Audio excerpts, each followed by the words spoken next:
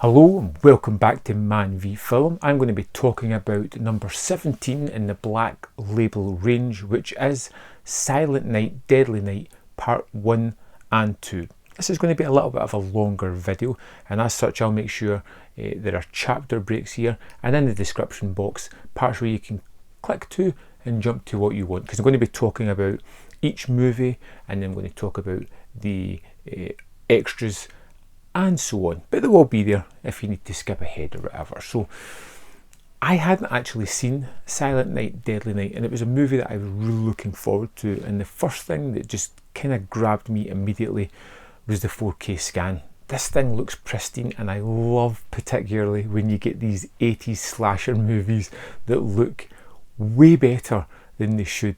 I remember discovering movies on video and they're all grainy and choppy and look poor, but that kind of added to the aesthetic. Seeing something so crisp and clean was really interesting. Now, the Silent Night, Deadly Night movie is deeply dark and deeply shocking in the way it's constructed as a slasher movie, because we get the backstory of Billy, which I like the name of Billy because it reminds me of Black Christmas, and it's all about this character, a young boy who's kind of dragged to visit his grandpa, maybe like 5 or 6. His grandpa's catatonic until Billy's parents leave the room, and then turns into the most ominous but kind of hilarious, threatening grandpa who's like, watch out for Santa Claus, he's a bad one and he's going to get you. And then someone dressed as Santa kills Billy's parents and puts the fear of God of Christmas into him, and then he gets to an orphanage where this just gets confounded more and more. He is beaten at Christmas time. He's forced to take part in things he doesn't want to. When he sees 2 people having sex, he sees one of the nuns just leathering them with a belt, just building up that psychological profile of sex is bad and must be punished. Christmas is bad as well, where Santa deals out punishment to people. And then we jump to Billy as a young adult. He gets a job in a toy store and everything's going rosy. He's finding someone that he is really attracted to. He is moving on in his job, doing pretty well, until he's forced to dress up as Santa and ultimately snaps, killing everybody and going on a rampage. I mean, as slashers go, you would probably find that most of the backstory would be crammed into the first 5 minutes, and then another 75-80 minutes of just slashing people. It's nice to see a movie that takes the time in explaining why somebody is really doing what he's doing, how the systems failed him, how all these events have psychologically scarred and made this person a killing animal. And it has this sense of kind of whimsy and fun about it as well. It doesn't take itself too seriously. It has a little bit of levity in amongst these horrible moments.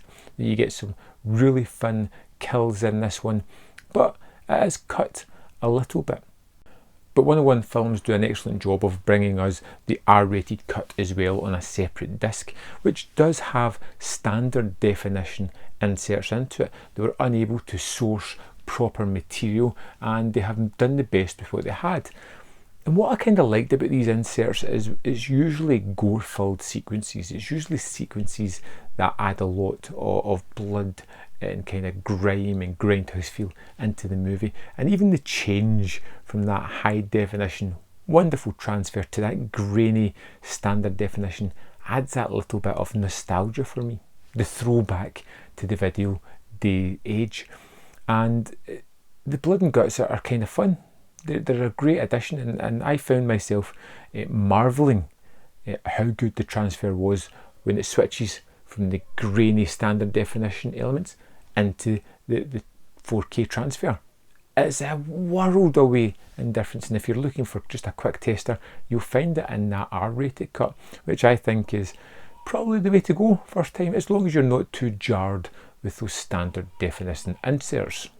Silent Night, Deadly Night 2 is a movie that I really have a little bit of trouble with, but I really do like on the other hand as well. Now, my main trouble with this one is all about Billy's brother Ricky, who is a little bit maladjusted as his brother was, and is being counselled, being talked to by a psychiatrist in a psychiatric home where he is being held for going on a rampage of killing people, and it's basically him telling his story. But they use this as a kind of framework to use a lot, and I do mean a lot, of footage from the first movie, but it's condensed down into maybe 35-40 minutes of him telling his backstory, reiterating and commenting on much of those scenes from the first movie. And what it does is it still gives you all the information and all the gore and kind of grindhousey scenes from the first movie, but it adds a little bit more into it and creates a little bit more of a lighter storytelling when we get to the point where Billy dies in the first one, and we take over mainly into Ricky's story and how he came about being the monster that he is. It becomes a little bit more fun and playful, and I really did enjoy that. I thought it was more light-hearted, more easy to watch, didn't have as much weight or darkness behind it as the first one did. Although still having the gore, it was more tongue-in-cheek. We see things like Ricky putting car battery, attaching it to a person and exploding his eyeballs. It's more fun and less threatening and straight to the terror like the first one had. But it's a nice movie that works well and complements that. And it's the kind of movie that, depending on my mood, would be the one that I may go to first. It's what feels more typically slasher about this. And I love the way it did do that flashback to bring in a lot of the fun moments from the first one. But then you're getting a movie where about 40% of it's the first movie that we've already seen. Okay, moving on to the extras, and there is a wealth of them here, and I've managed to get through most of them so far, with the exception of the commentary, so I can't really talk too much about them. So in the first disc you get the theatrical version and a 4K scan, and I've already said that scan is remarkable. It looks pretty clean, doesn't look as if there's any crazy post-processing on it. It's pretty much the same transfer that Shout Factory used in the US. You get the R-rated trailer, the VHS trailer, you get TV spots and radio spots as well. I've got my notes here because there's that many extras that I need to keep on track. So disc 2 comes with the extended unrated version with the standard definition inserts. It says it on the package, it's there, it's clear. You get the crisp clean one if that's what you're after. If you want the full version, you're going to have to give a little bit and take these standard definition scenes because that's the best that we have at the moment, and it doesn't really disrupt the movie too much. You get the kind of standard posters and still gallery, which is kind of fun to check out.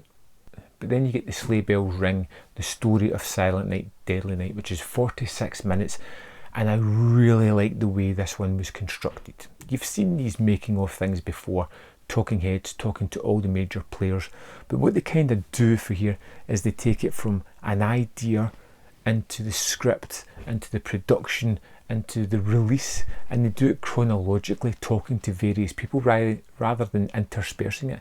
I really liked that structure of it, and I liked a lot of the information that we got from the producer, the writer, the star.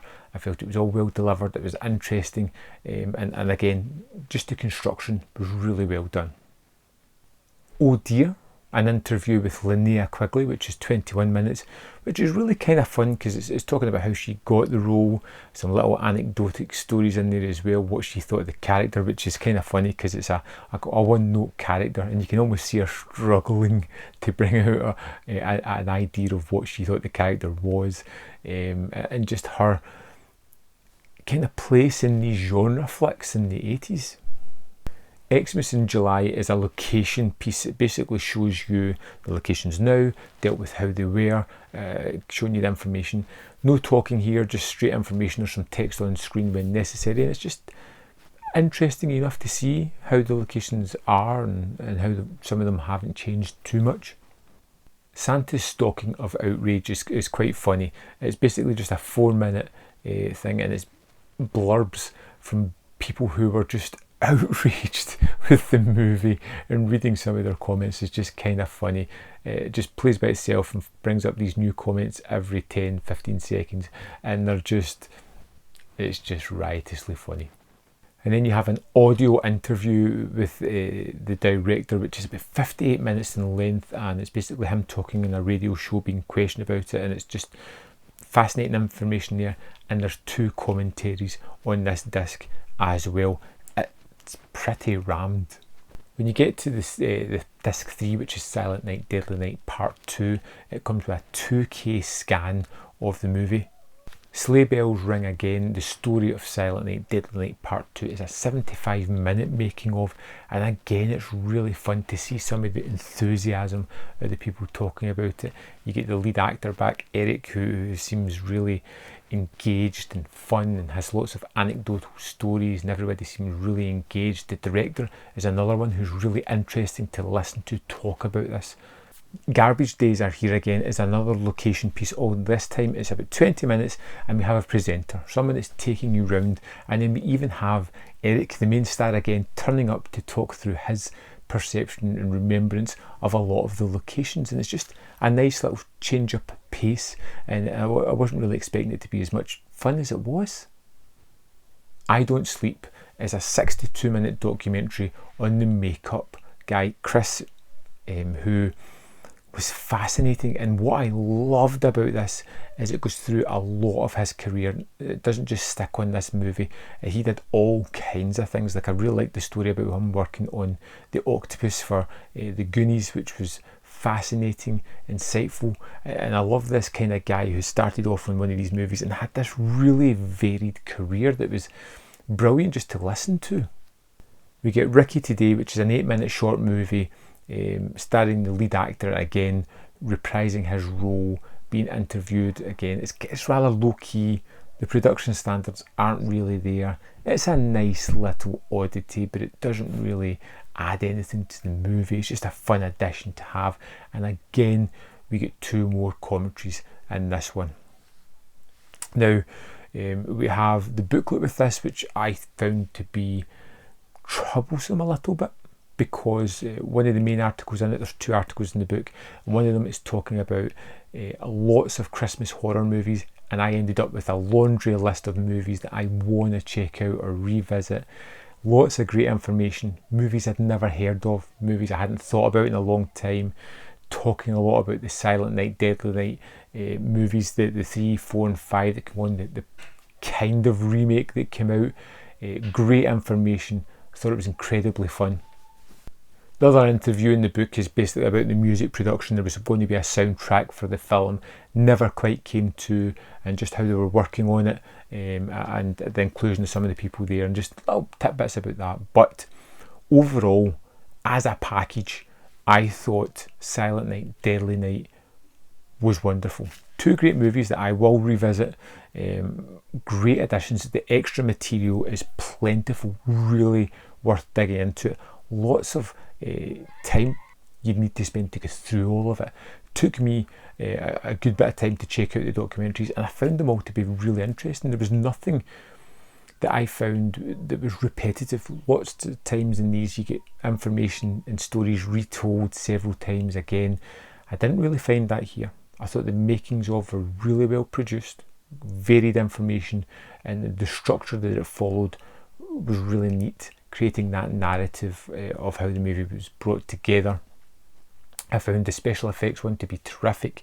The films themselves are 2 very different movies, one a little bit more light-hearted and one a little bit more darker, and it's just a stunning package. One of my favourite from the Black Label, if not my favourite. Wonderful release, and I wholeheartedly recommend picking this one up. I think it's well worth it.